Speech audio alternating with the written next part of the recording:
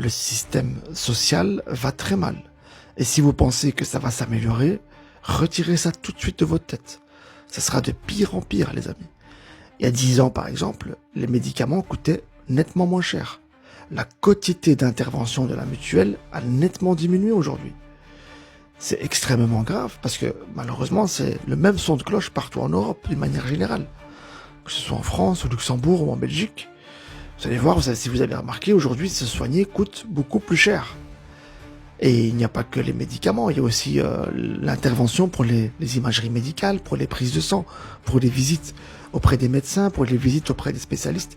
Ça coûte horriblement cher.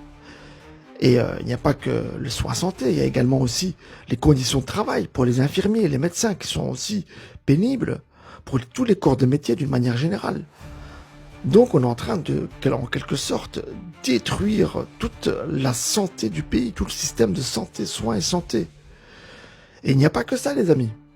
Il y a également, je vous donne un exemple, en Belgique, où il y a eu une énorme réforme cette année, c'est la réforme du chômage. Auparavant, le chômage était illimité. Et là, aujourd'hui, le chômage en Belgique est limité à une durée de 2 ans. Et alors, les allocations familiales, elles aussi, elles vont être limitées à 4 enfants. Le 4e enfant, malheureusement, ne sera plus à charge de l'État. L'État ne versera plus d'allocations familiales pour le 4e enfant. Et dans les prochaines années, il y aura peut-être plus d'allocations familiales. Ils vont payer peut-être que le 1er enfant. Et le reste, ça sera à charge du citoyen.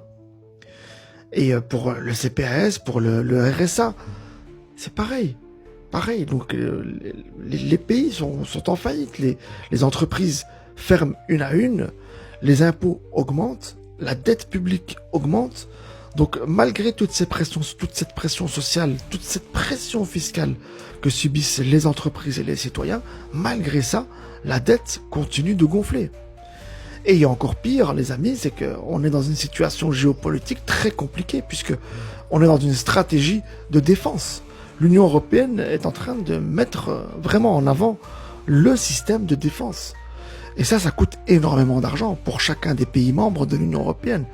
Donc c'est devenu une priorité, la défense, pour les pays. Or que le citoyen, lui, au départ, c'était pas ce qui avait été convenu.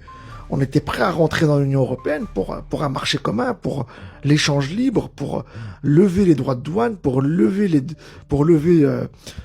toutes les impositions entre les pays, les taxes d'importation, taxes d'exportation, pour libérer l'espace Schengen, etc. Et au final, on se retrouve aujourd'hui avec une Union européenne qui nous impose un budget de défense qui est exorbitant. Et ça coûte énormément d'argent. Ils sont en train de détruire le système social, ils sont en train de détruire l'économie du pays pour la défense. Et c'est très grave parce que, vous savez, si vous allez 20 ans en arrière, eh bien aujourd'hui, malheureusement, la situation géopolitique est de pire en pire. Il y a beaucoup plus de guerres, beaucoup plus de conflits qu'il y a 20 ans. Les cartes sont redistribuées au niveau géopolitique. On n'a plus l'impérialisme américano avec la domination américaine. C'est fini ça maintenant. Maintenant, on a plusieurs puissances émergentes et l'Union européenne essaie de devenir également une puissance militaire, mais on n'y arrivera pas. On n'a pas assez d'argent. On n'a pas assez de pognon, les amis, pour se défendre. On ne produit rien. Les entreprises se cassent. Il n'y a plus de jobs. La misère commence à prendre de plus en plus d'ampleur dans les différentes capitales de l'Union européenne. Donc on est vraiment dans un continent qui part à la dérive.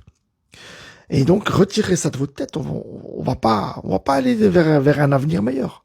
Ça, il faut retirer cette idée-là de votre tête. Et il faut songer donc à d'autres alternatives. Je vous le dis, pensez dès maintenant à un plan B, parce que malheureusement, c'est fini l'Europe.